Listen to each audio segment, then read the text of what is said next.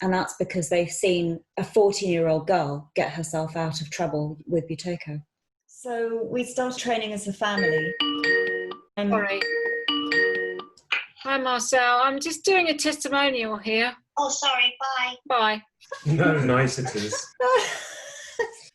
Start again. So we did a family workshop, an individualized family workshop with Chris. And by that time, we had been doing buteyko for about 1.25 years, something like that. So we'd done the beginners, Emmanuel and I had done the beginners course. Lillian had had individual sessions with you for the asthma, and Edward had just been watching us and thinking, I'm really glad I'm not doing this technique.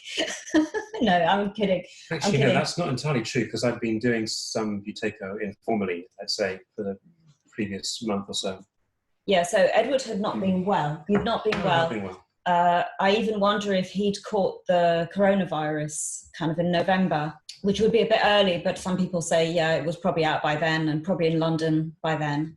He just, well, I don't know if you want to explain, but your cough was really strong. It was a really strong cough, and by the end of the winter, it was still really strong. So it was months and months of coughing, very dramatic coughing. And I really felt that we could all do with a boost. And for Emmanuel, speaking very broadly, the issue was just tending to lose his scores, the CP just dropping quite dramatically at times.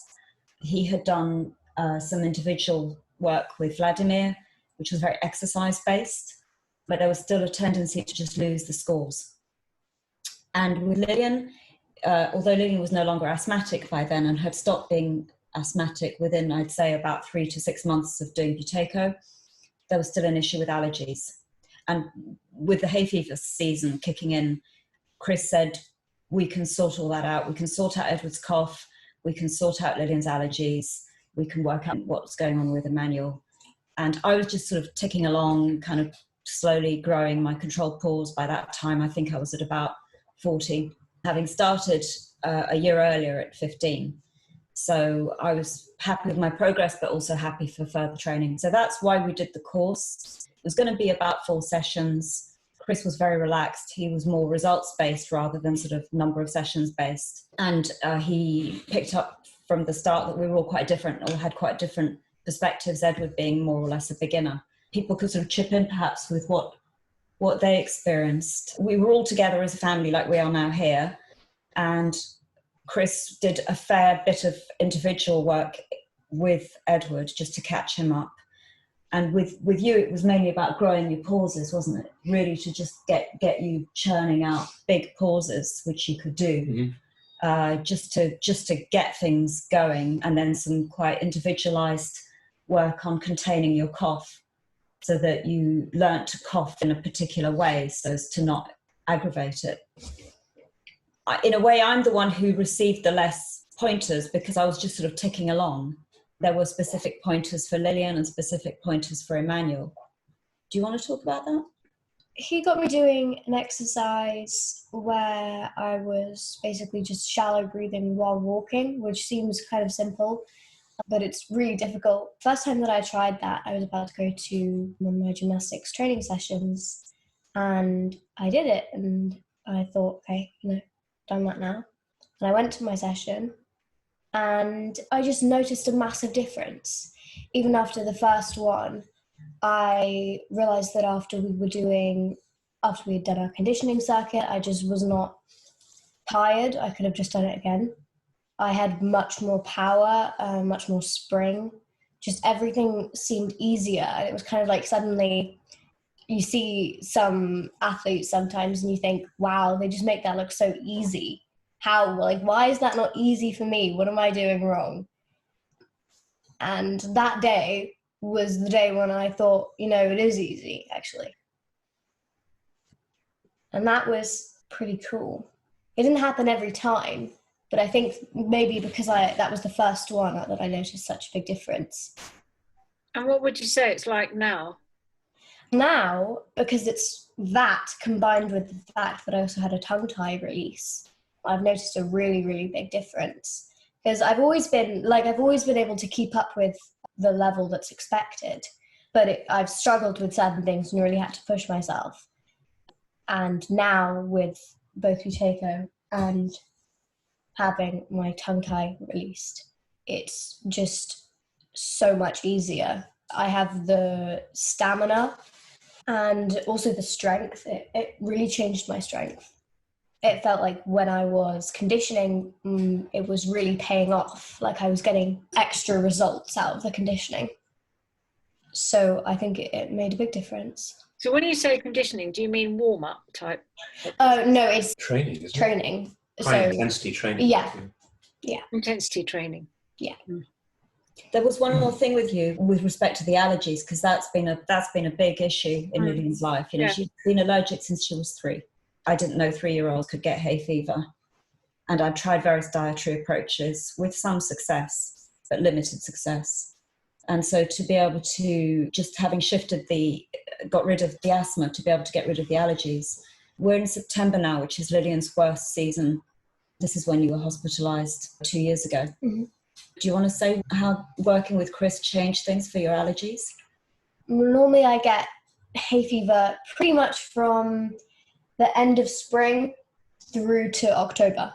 I could argue that it's most of the year. Some years worse than others, but definitely in years it's been most of the year that I have hay fever. And this year, through the spring and the summer, I'd say that there was really nothing. Yes, like the occasional intense sort of bout of it, haven't you? Yeah, like every now and again I would have a sneezing fit, and then I would just like get on top of it, and then it would just go away and I wouldn't have anything.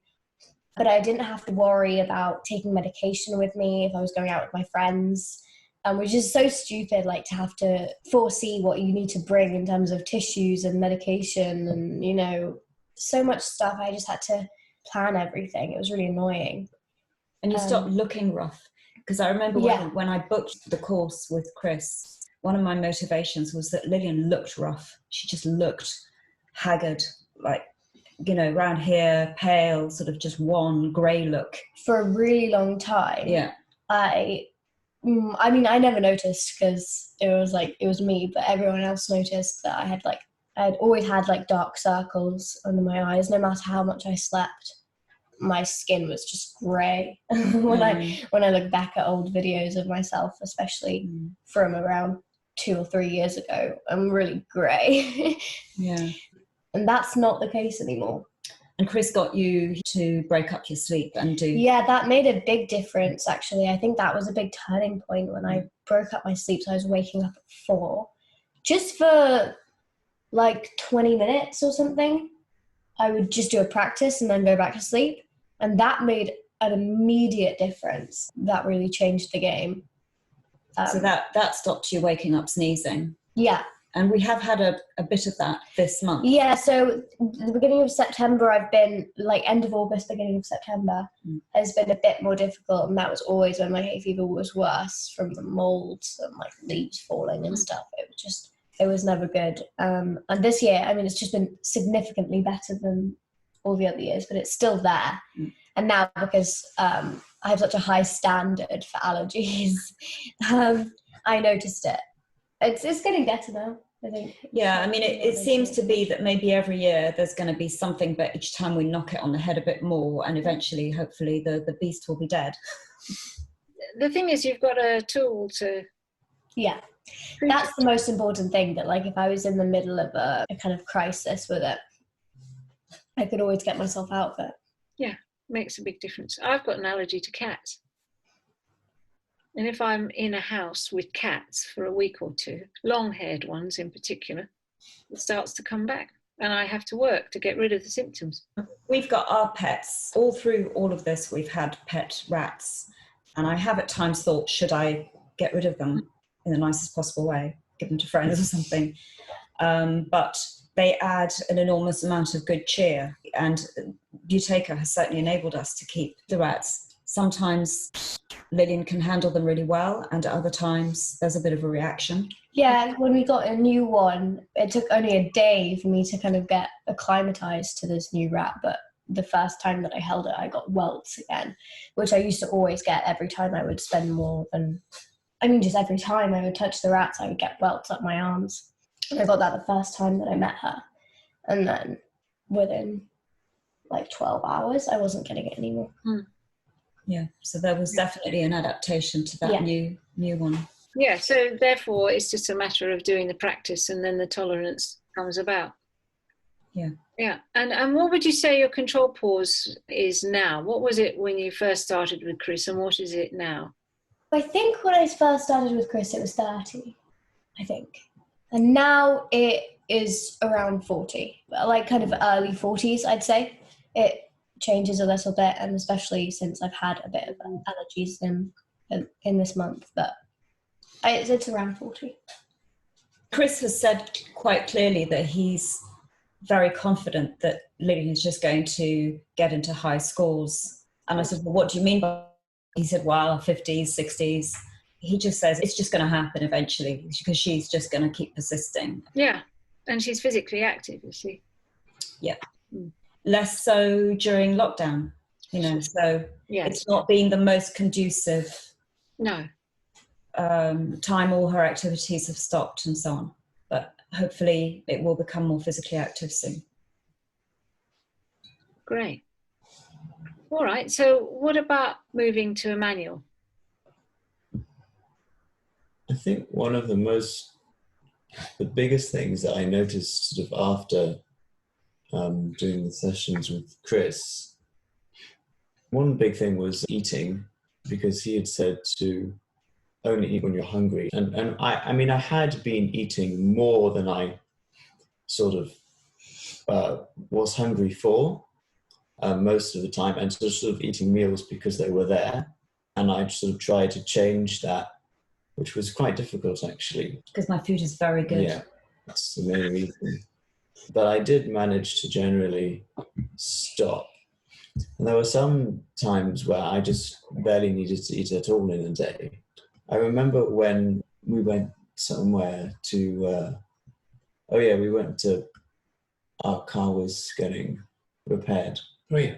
We had to walk back, and by the time we had got back, I think we were probably like less hungry than we had been before we had started walking. We were sort of expected to want to eat, but actually we weren't really hungry, which was very, very strange. Like sometimes I've just been able to eat one meal a day and it's been fine, which has scared you guys a little bit. I also did lose quite a lot of weight, but I felt fine the whole time. I didn't feel like I was doing anything sort of wrong. And now actually I've started getting hungry more often again. So it sort of changed again. You did get dizzy. Oh yeah, that wasn't to do with the hunger though. I really don't think that was hunger. Chris said it was low blood pressure. Oh yeah. Because of what? Because I was a teenager. You're tall and skinny. Well, relatively tall for your proportions. Yeah, I used to get quite dizzy when I was sitting down, and then I would stand up. That's pretty much gone now. What about your control pause? What was it when you started working with Christopher? It kept dropping, didn't it? Yeah. I can't remember what it was. Oh, I think I can remember. So prior to starting the course, Emmanuel had got into the mid-40s. That was in September of 2019. No, it was in the summer. Well, certainly I remember in September 2019, you were at 40, 45. Really? I thought it was going down at that point. Okay. Yeah, I think you were beginning to go down. And then it dropped to 17. So that's when I booked some sessions with Vladimir. And then we got it back up to mid-30s. And I was really concerned that it shouldn't drop again, because that was a lot of work for Emmanuel. But I was doing it with him, so it was a lot of work. It was quite a program we were on. And then it went up. It started going up. And what Chris was quite clear about was that for Emmanuel, it wasn't so much the food, although that could have been one of the things that was dropping it. Just eating heavy meals, but that wasn't really it, because the meals were not that heavy. It was really the sleep. With Emmanuel, it was the sleep. So Emmanuel's a really deep sleeper. He could sleep through anything, although that is now changing. Yeah, it changed a little bit. I wake up a bit more easily, but I still sleep really deeply. Yeah. It was hours and hours of sleeping. It was sometimes waking up at 2 in the afternoon. And I was always of the opinion that if a child needs to sleep, you let them sleep. I don't like waking people up. But in Emmanuel's case, it seemed really essential to break up the sleep.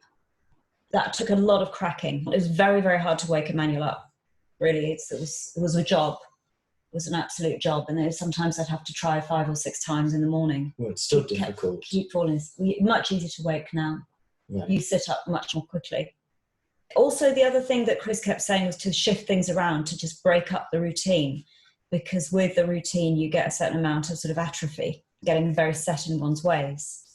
And so shifting where you sleep, when you sleep, just mixing it all up, which I think was just generally in life, just not getting stuck into patterns. That was a really useful teaching for us all, really, but it was particularly helpful, I think, for you. So what ways improved, Emmanuel? Just a summary. My sleep is a bit better. I find it easier to wake up than I used to. I don't get so down as I used to before. I used to get quite down sometimes, and that's pretty much stopped. Although if I don't do potato for sort of a long period of time, then it starts happening again. I'm trying to think of other things that have changed. Your cooking's improved. Cooking's amazing. You sort of do things in a very straightforward way, generally, I would say. I've noticed that about you. You're just cheerful and things are simple, not complicated. Right. I still find it quite difficult to do practice sometimes. I sort of get stuck in the sort of waiting to do it. So like I'm sort of sitting down waiting, sort of trying to prepare myself, and it doesn't really work. It takes a long time. And it's all to do with sort of my mind trying to sort of get out of it. I'm actually not easily able to do much practice consistently right now, but I'm trying to find ways of sort of thinking differently about it. Your sort of physical stamina is really impressive right now. You know, when you are doing an activity, whatever it might be, you can just keep going and going and going, right? It's quite striking that. I mean, I know you're young, but nonetheless, you don't seem to need to recover. Didn't you play volleyball for 3 hours and then run home? Wasn't it something like that?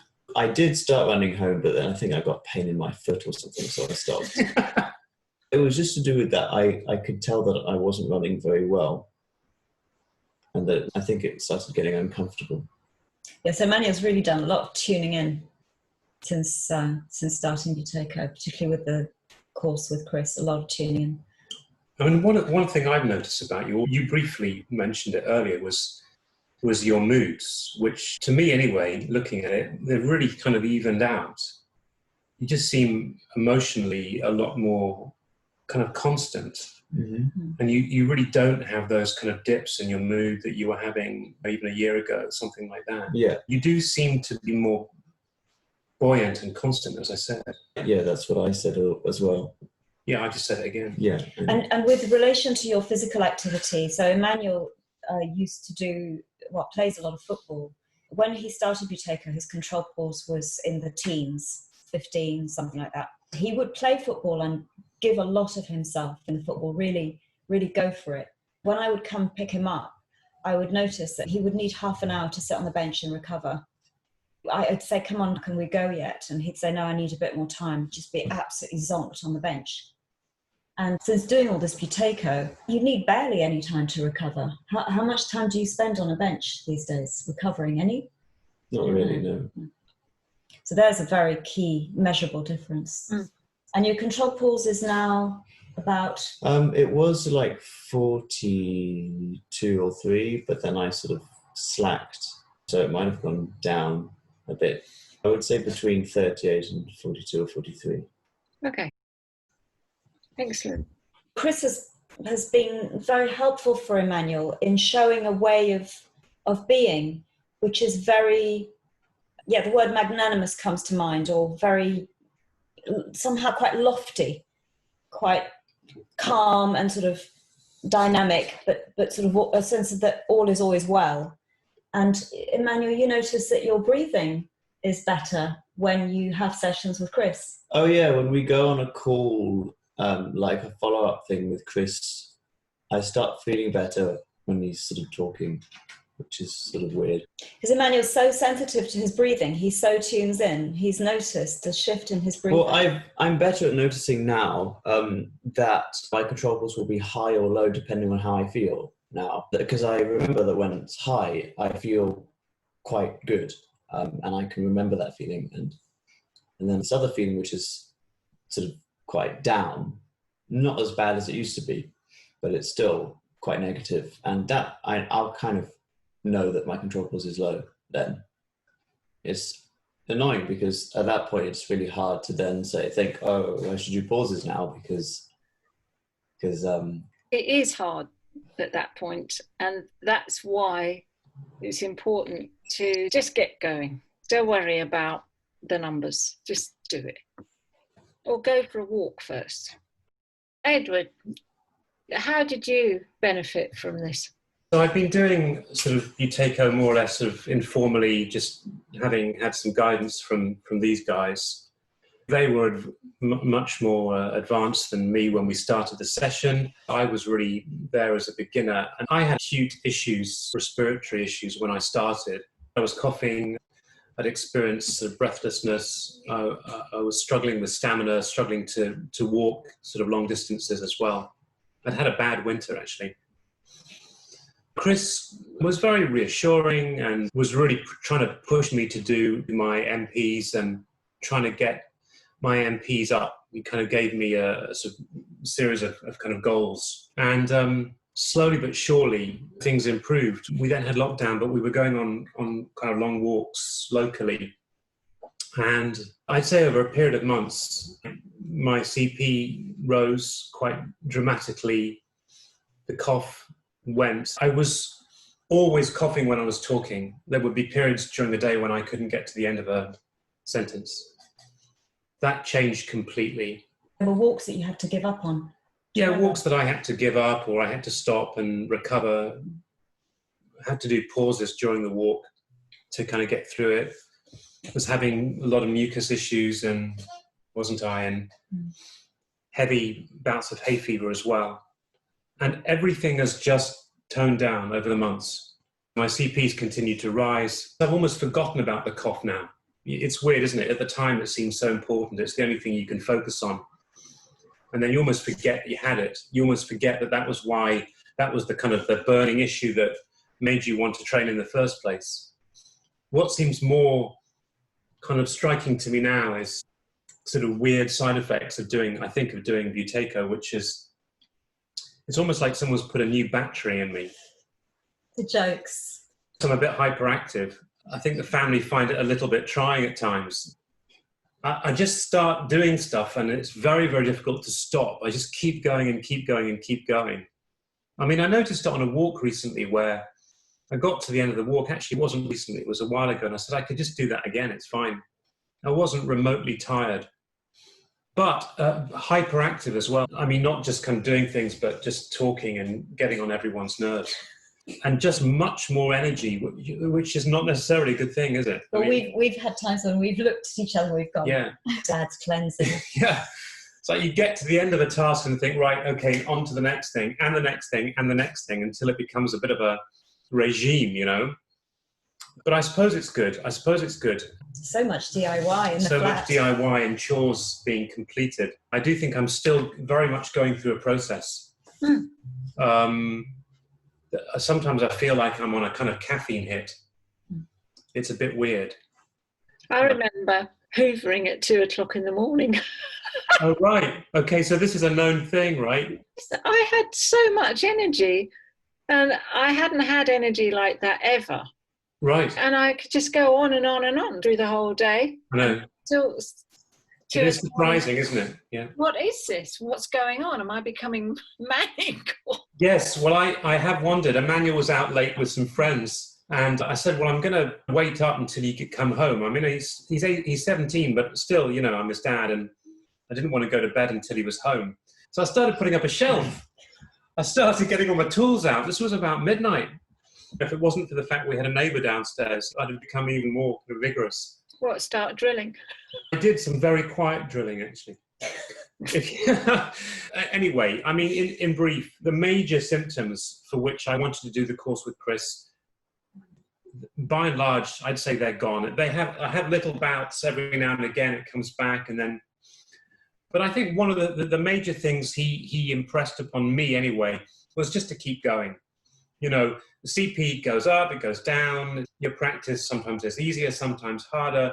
He has a very kind of easy manner about it. Don't panic, just keep on going, keep on practicing, and eventually, you know, these things will right themselves. And that's, for me anyway, that was very much his approach. And it's a very reassuring, very realistic thing. Don't get too excited about your successes and your failures. You know, you have a high CP one day and you get all excited about it, and the next day it can fall apart. And the main thing, what I got from him, the main thing, just keep going, keep pushing your pauses, don't get too excited about it, and the symptoms will eventually go. It takes a little while, but eventually they sort themselves out. And that's what I've seen, as well as this increase in stamina and energy, which I'm still trying to come to terms with, as is everyone else. I think one of the things I realised at some point was that you need to get used to keeping the energy for yourself rather than using it. Okay, can you explain that a bit more? Not really. Okay.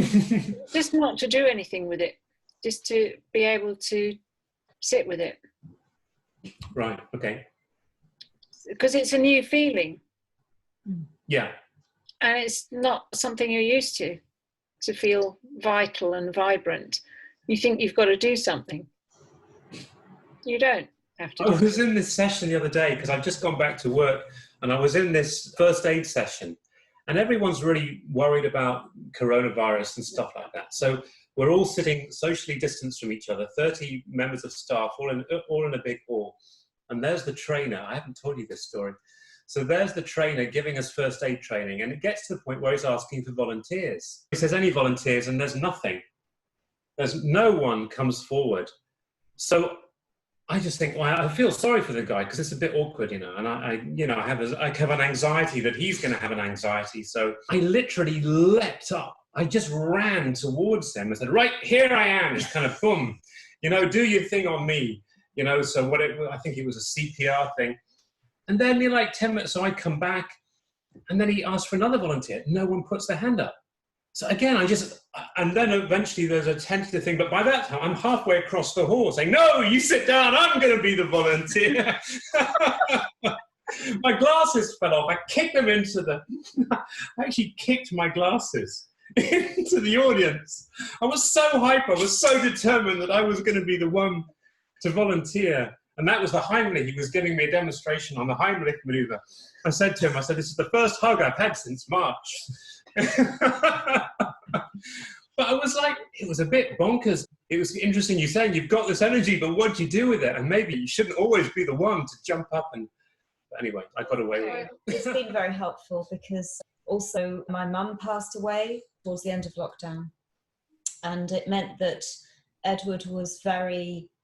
well, both of us had good energy, you know, good levels of energy to handle it and to stay stable in our moods. I mean, it's not like I've not been emotional. I have been emotional, but I've been able to get on with jobs and with funeral arrangements and stay, you know, just to be all right through it. And Edward also has been able to come up to Glasgow, where my mum's house is, and to effects, and it's helpful to have energy for that kind of thing.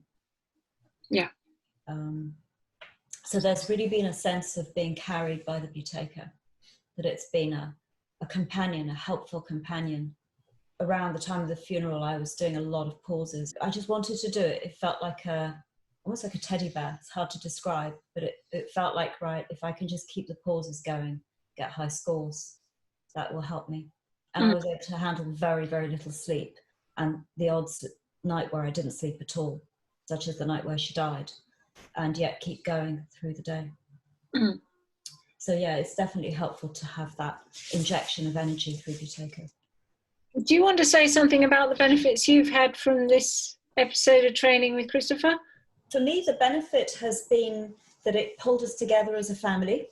So I would say if anyone's considering doing family training with Chris or any other member of Learn Buteyko, I would go for it. I think it's also helpful to experience the different teaching styles of everybody in the organisation, because everybody's got a fresh tone, which just reinvigorates the practice as well.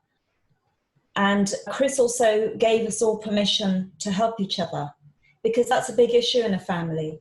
How much do you tell the other person what they're doing wrong, or when they should be doing, like it's time for you to do Buteyko, or I notice you haven't done Buteyko and we're about to eat, or something like that.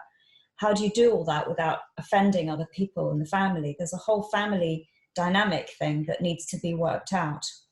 And Chris really helped with that. He was very clear that we were all to help each other, and that it was beneficial that we were all practicing as a family. He was very supportive of that. The children feel completely entitled to tell Edward when he's coughing for a meal that he's got to stop talking, stop coughing, and do a breath hold. And it's wonderful that we are all together in this as a group. That was very important for me, because it just set a certain tone. Would you agree? Was that the same for you? Yeah, I think so. Yeah. What about you, Emmanuel? Did you notice that? Well, I was correcting you guys already, actually. Yeah, you were. Big Mum, your chest breathing. Just done it now. Yeah, well, I was kind of really into doing all the ways of trying not to lose CO2, so not breathing through your mouth when you talk and not chest breathing. So I guess, yeah, it was helpful that I could sort of say that without you sort of getting annoyed as much. The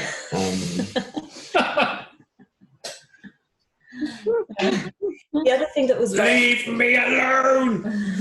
It can be a bit like that sometimes. It's amazing how a child can change things. You want to say that again? Oh, I didn't record that bit. All the people who have joined Learn Buteyko through me, it's been because they've seen the change in Lillian.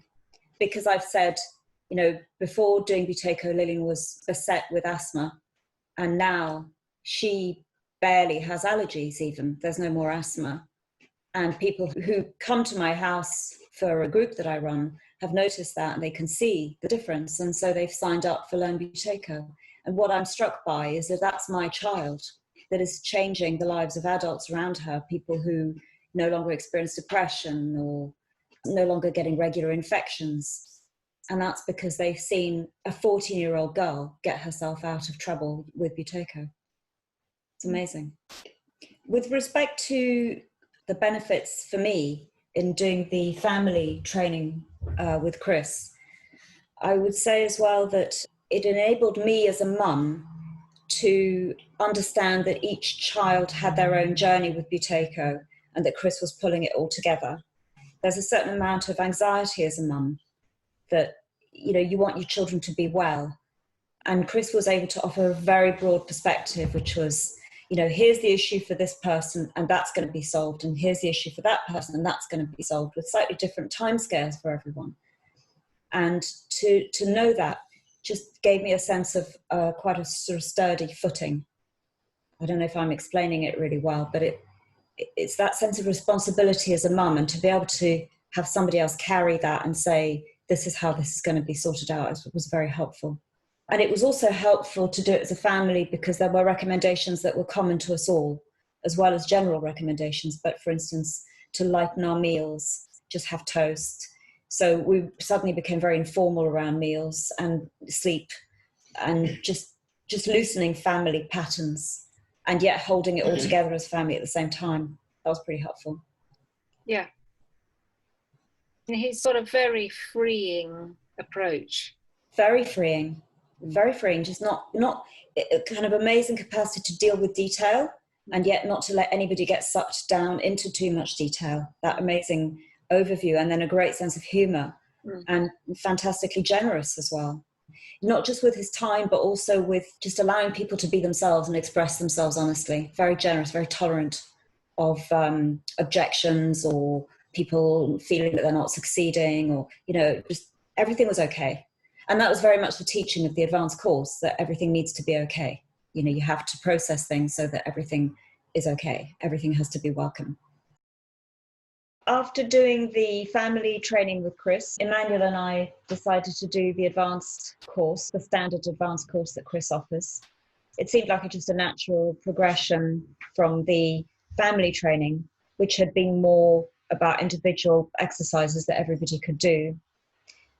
And Chris encouraged us to do that because he wanted us to get the advanced principles, which he felt we hadn't really been able to disseminate quite as fully as he would have liked to when we were working as a family.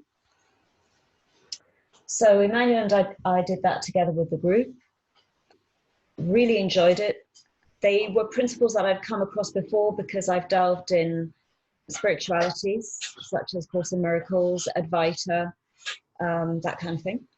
So I was familiar with some of the concepts, or maybe all of the concepts, but it's always useful to go over them again, because life is 24/7 and, you know, one needs constant reminding.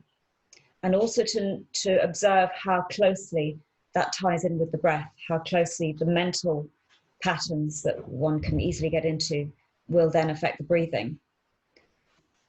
So it was a very useful kind of sealing in of concepts that I already knew, but perhaps wasn't thinking about quite as deeply in connection to the breath.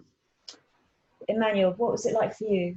It kind of seemed like a sort of an advanced support group, because they kind of told us things which it didn't take very long to tell it to us. But then there were lots of questions because we all had different experiences of doing the advanced course. The advanced course it's sort of, the technique is strange, and I still feel as if I'm sort of doing it wrong, because it doesn't feel like I'm doing it naturally. I feel it feels a bit forced when I do the sort of self-inquiry. I actually used to have a lot of sort of specific thoughts, and now I actually have, I don't have so many, and I have like just generally a bad feeling instead of, or maybe a bad thought. And actually he's just said that I can use the feeling and focus on that and not have to try and find a specific thought that is connected with it. It was a really useful and friendly and kind of affirming workshop to do, even though we'd already had quite a lot of training through your group. You know, we'd had a mixture of individual forms of training, the beginner. The only training we haven't done is the intermediate, because that was sort of done individually. And in addition to attending the fantastic sort of free follow-ups that you offer. So just to spend more time kind of in Chris's energy, which is he's got a very particular drive. It's also very helpful. And then after that, there was a follow-up, a conversational sort of follow-up that Chris organizes as part of the advanced course. And that was also very helpful because another person had experienced a feeling of kind of emotional cleansing as a result of it.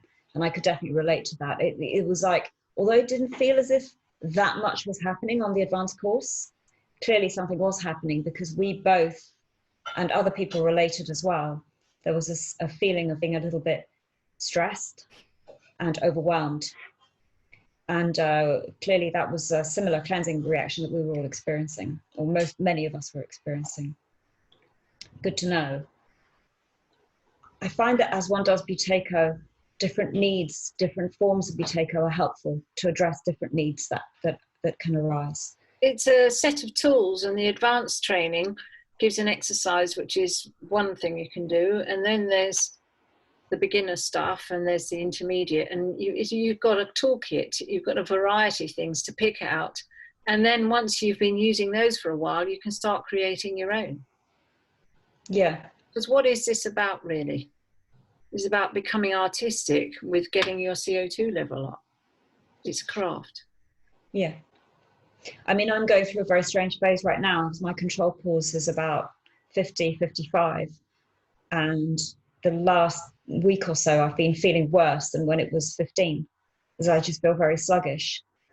And I don't know if it's because my mother has died. I don't know if it's an accumulation of lockdown, or if it's just cleansing. But it seems that right now the pattern I'm in is that the higher my control pause, the worse I feel. So when you're cleansing, normally the scores are down, but I'm experiencing the opposite, that when my scores are up is when I don't feel good. Yes, it goes like that. That's correct. When you get to the higher level, that's how it is. Is that right? Okay, well, that's reassuring that I'm not making it up then. Sort of. Yeah, no, you're not. Okay, good. Yeah, I mean, you can have maximum pause of 2 minutes, very high control pause, and you feel dreadful. Yeah, that's been it. I've been able to hit 2 minutes breath hold, which is really new for me. And that actually coincided with my mum dying. And since then, I've not felt great. And Edward has said, well, your mum's just died. And I'm thinking, no, it feels physical. I don't think it's just grieving. I think it's more than that. I think it's something connected with my practice. Well, it is a neural discharge too, because you're dealing with loss. You can have all kinds of chest heaviness, general heaviness. Certainly emotionally there's been a shift in me, which I don't know whether to, again, I don't know how much of it is buteyko and how much of it is just my mum dying.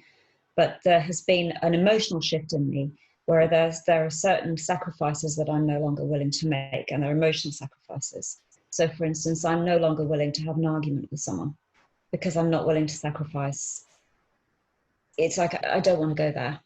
I'd rather lose the point or the argument. It doesn't matter to me anymore. And that's quite a strong shift in me. And it's not that I've become a pushover, it's coming from a different place. It's coming from a sort of sensitivity to something else now that matters to me more. Yeah, your priorities are different. Yeah. You get a reminder that you're not here forever. So you don't want to waste your time doing things that are unpleasant. Yeah. Yeah. If I go back to the advanced course, I'd certainly recommend it, especially for people who aren't familiar with spiritualities whereby you are the thinker. And that's just so essential to breathing, just knowing that you're having thoughts, but not to identify with them. And even if one has a familiarity with these practices, just to be reminded how important they are. Because for me, that just ties in how body work relates to spiritual work. Because for me, buteyko, it really explains the hinge.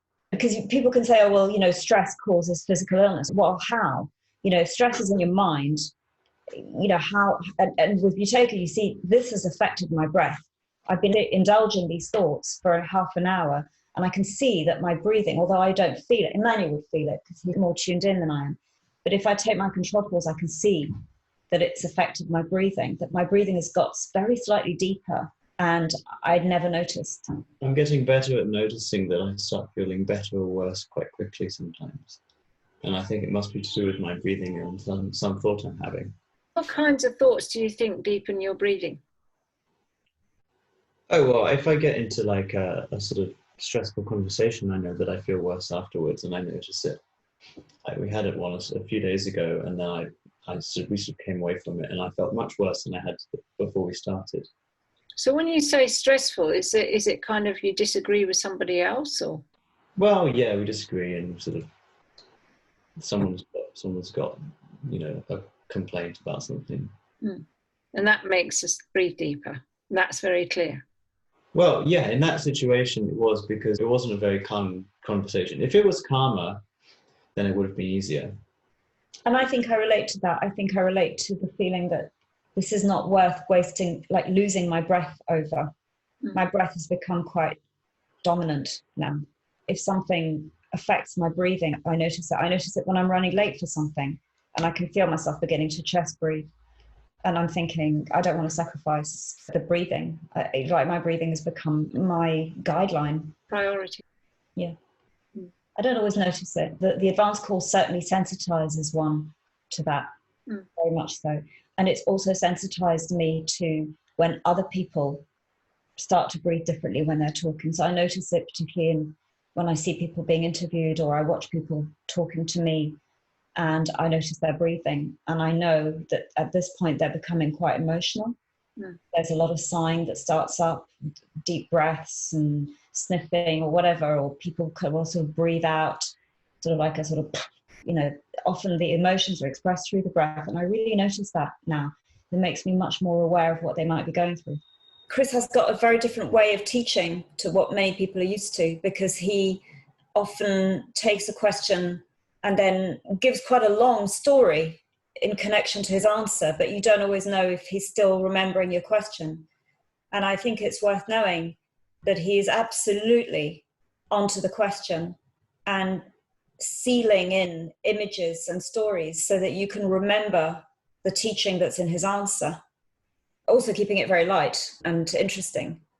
So there's sometimes a sense of losing the plot, which is actually not that, it's the opposite. It's actually coming very close to it with these very helpful stories that really take you on a journey. And I just wanted to put that in. Thank you. There's really been a sense of being carried by the Buteyko, that it's been a companion, a helpful companion